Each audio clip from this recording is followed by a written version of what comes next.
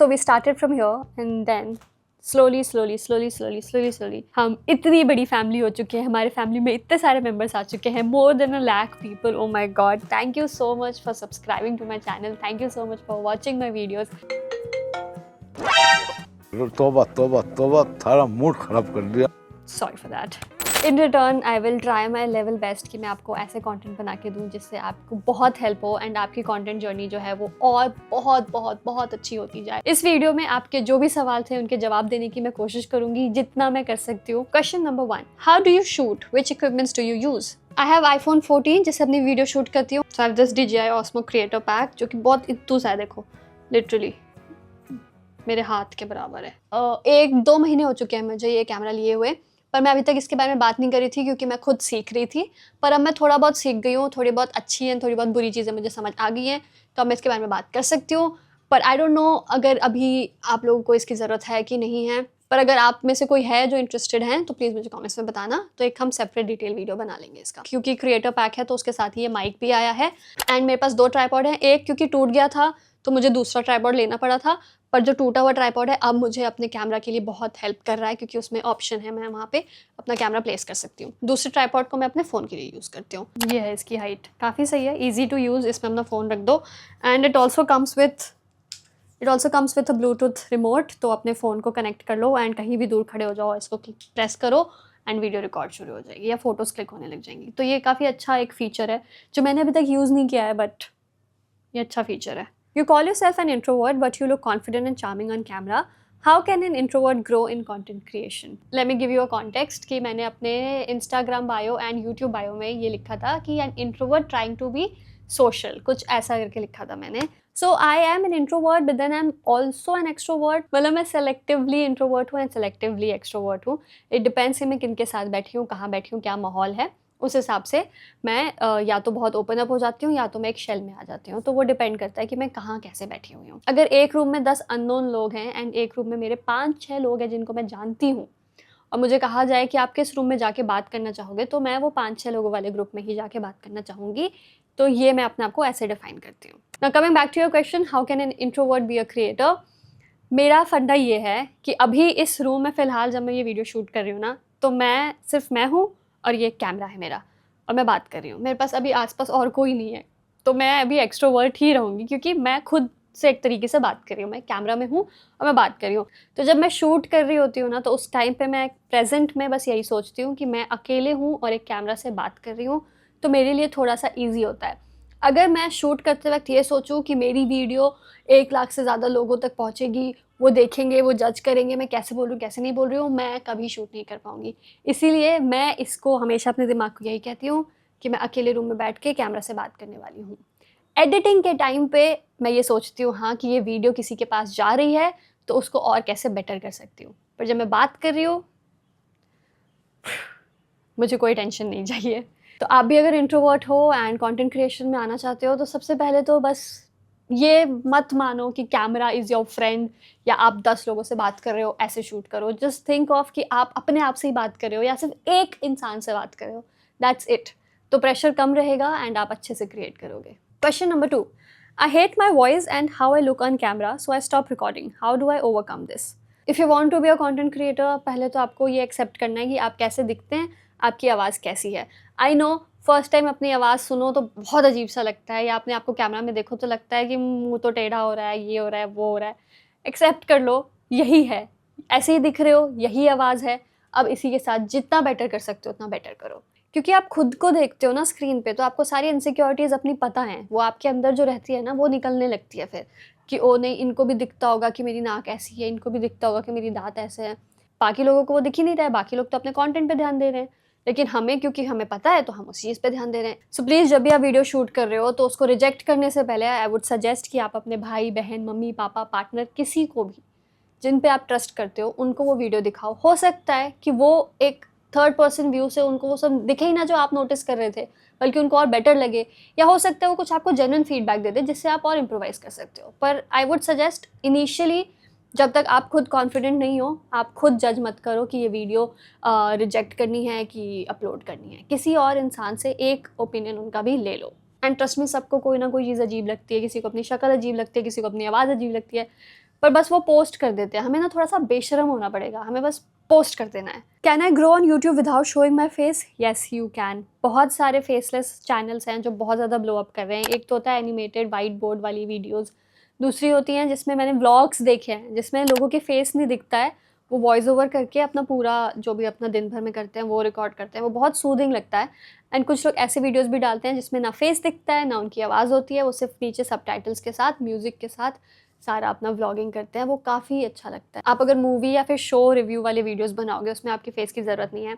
आप अगर book review या बुक समरी वीडियोस बनाओ उसमें भी आपके फेस की ज़रूरत नहीं है। कुकिंग वीडियोस में भी आपके फेस की ज़रूरत नहीं है। तो ऐसे बहुत सारे नीश हैं जिसमें फेस की ज़रूरत नहीं है एंड आप उसमें काफ़ी ज़्यादा ग्रो कर सकते हो। तो yes, you can grow without showing your face on YouTube. Does phone quality matter in the beginning? I have a Realme 665 with poor camera. देखो अभी कैमरे पे खर्च मत करो, अभी आप अपने एक रिदम बनाओ, एक डिसिप्लिन में आओ, एक सिस्टम बनाओ कि आप कंटेंट क्रिएट कर रहे हो। अपने आप को कुछ टाइम दो, 3 महीने 4 महीने, जिसमें आप बस जितना आपने नंबर डिसाइड किया है वो पूरा फुलफिल कर रहे हो, उतना आप कंटेंट क्रिएट कर रहे हो, आप उतना एक्सपेरिमेंट कर रहे हो।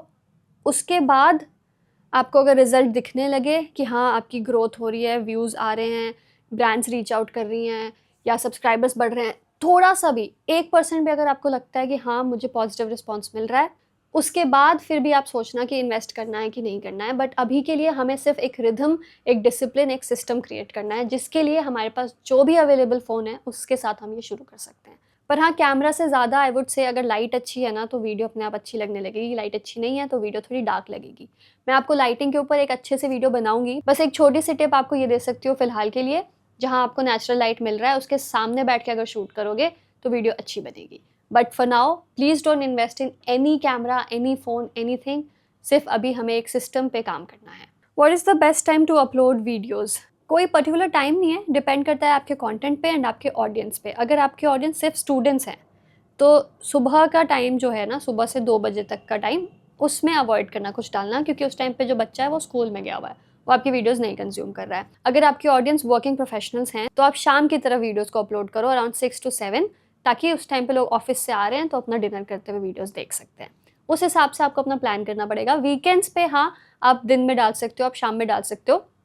उसका भी ना एक ट्रिक होता है। जैसे मैं क्या करती हूँ, हर 1 महीने में, हर 2 महीने में टाइमिंग्स जो है अपने पोस्ट करने की वो थोड़ी बहुत चेंज करके देखती रहती हूँ कि क्या पता अब जो नई ऑडियंस आई है उनके लिए सुबह का टाइम ज़्यादा अच्छा है, वो सुबह देखते हैं मेरी वीडियोस को।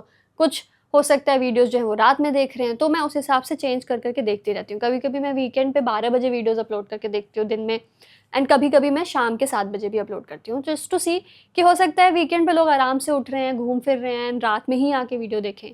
तो उसको आपको थोड़ा बहुत ना खुद से जज करना पड़ेगा कि कब आपकी ऑडियंस एक्टिव है और कब वो देख रही है। वैसे यूट्यूब स्टूडियो में आपको वो सब दिखता है, आपकी ऑडियंस की टाइमिंग कि कब कौन इतना एक्टिव है, बट आई वुड से कि खुद से थोड़े बहुत ट्राई करोगे तो समझोगे। कोई ऐसे फिक्स्ड टाइमिंग नहीं है, फिक्स्ड रूल नहीं है कि इतने बजे ही डालनी चाहिए video. How to grow on YouTube fast and gain more views? अगर आप नए क्रिएटर हो तो आई वुड से कि आप अपना ना पूरा जो टाइम है, जो एफर्ट्स है ना, वो शॉर्ट्स में डालना शुरू करो। शॉर्ट वीडियोस डालो। यूट्यूब के शॉर्ट्स जो है वो ईजी होता है लोगों तक पहुंचना एंड वहाँ से सब्सक्राइबर्स गेन करना, than long videos. Long videos में थोड़ा टाइम लगता है लोगों को वीडियो क्लिक करके देखना, फिर सब्सक्राइब करना, थोड़ा सा वो लॉन्ग प्रोसेस है। पर लेकिन अगर आप अभी स्टार्ट करना चाहते हो तो शॉर्ट्स के साथ शुरू करो। तो ऐसे करो कि 4 शॉर्ट्स डाल रहे हो हफ्ते में एंड 1 या 2 लॉन्ग वीडियो डाल रहे हो, कि लॉन्ग वीडियो भी अपना काम कर रही है, धीरे धीरे आप वो उसमें भी एक रिदम में आ रहे हो, पर आपकी जो शॉर्ट्स हैं वो लोगों तक पहुंच रहे हैं, लोगों को आपके चैनल तक ला रहे हैं। उसके बाद आप लॉन्ग फॉर्म पे काम कर सकते हो। And the most asked question, what is the source of income apart from YouTube? Okay, so मैंने ना मल्टीपल प्रोजेक्ट्स करे हैं सिंस लास्ट ईयर से मैं अपने लिए काम करना शुरू कर दिया था, इस चैनल पे काम करना शुरू कर दिया था। बट आई डिड नो कि यूट्यूब पे रेवेन्यू, पैसा इतनी जल्दी नहीं आता है, ब्रांड डील्स इतनी जल्दी नहीं आते हैं।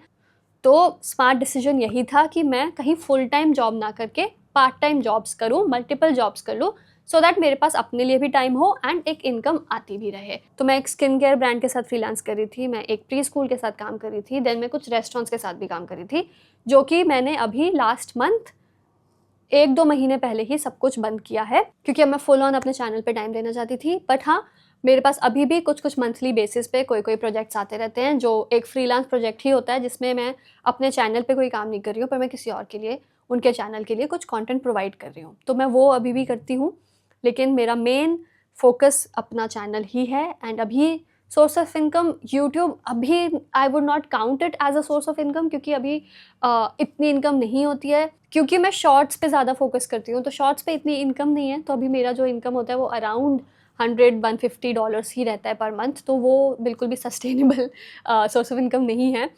पर दूसरा जो है वो मेरे ब्रांड डील्स हैं, जिसके थ्रू मैं अभी अर्न करती हूँ। एंड थोड़े बहुत जो फ्रीलांस प्रोजेक्ट्स हैं, जैसे कि किसी के लिए स्क्रिप्ट लिख देना, किसी की यूजीसी वीडियो बना के दे देना, या कोई पूरा कंटेंट ही बना के शूट एडिट स्क्रिप्ट करके मैं बस उनको पूरा दे देती हूँ एंड वो अपने पेज पे अपलोड करते हैं। तो ये सारी चीज़ें हैं जिसके थ्रू मैं अभी कमा रही हूँ। पर अभी यूट्यूब एड रेवेन्यू इतनी नहीं है, इसीलिए जो भी ये वीडियो देख रहे हैं, जो भी कंटेंट क्रिएशन में आना चाहते हैं, आई नो देख के लोगों को बहुत फैसिनेटिंग लगता है कि अपने लिए काम कर रहे हैं लोग, अपने सारे लोन्स पे ऑफ कर देते हैं, लोग घर खरीद रहे हैं, लोग कार खरीद रहे हैं। प्लीज़ अंडरस्टैंड कि ये 1-2 महीने के काम से नहीं होता है, बहुत टाइम से वो बिल्ड किया जाता है, वो कंटेंट, वो ब्रांड, उसके बाद लोग इतना अचीव कर पाते हैं, इतना कमा पाते हैं।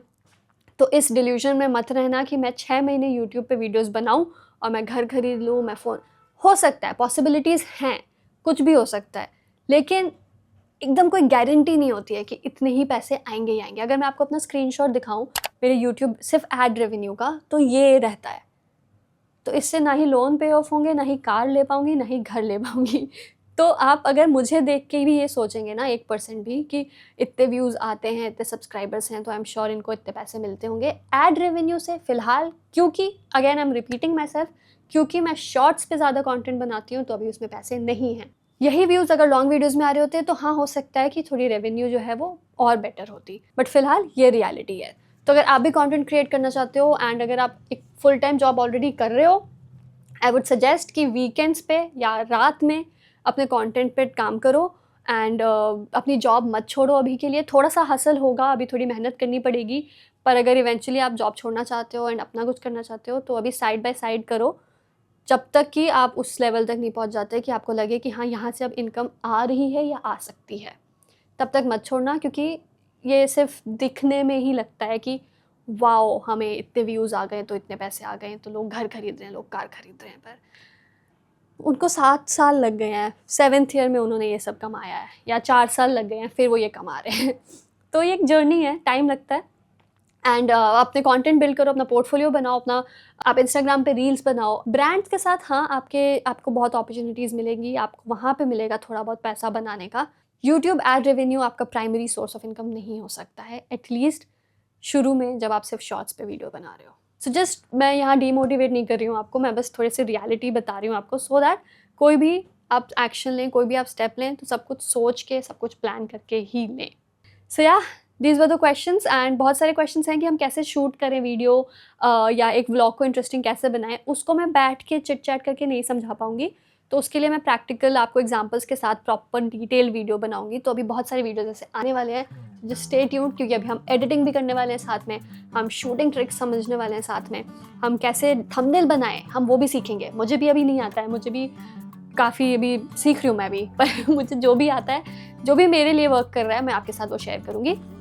पर इट्स अ जर्नी, हम ट्राई करेंगे कि हम और बेटर होते जाएं एक साथ।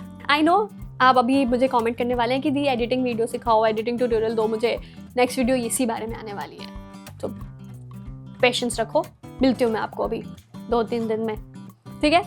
तब तक के लिए प्लीज़ अपना ध्यान रखो and make sure to like, share and subscribe to my channel. और हो सकता है अगर आप बाहर शूट करने जा रहे हैं पर आप डर रहे हैं, तो ये वाली वीडियो आपको हेल्प करेगी।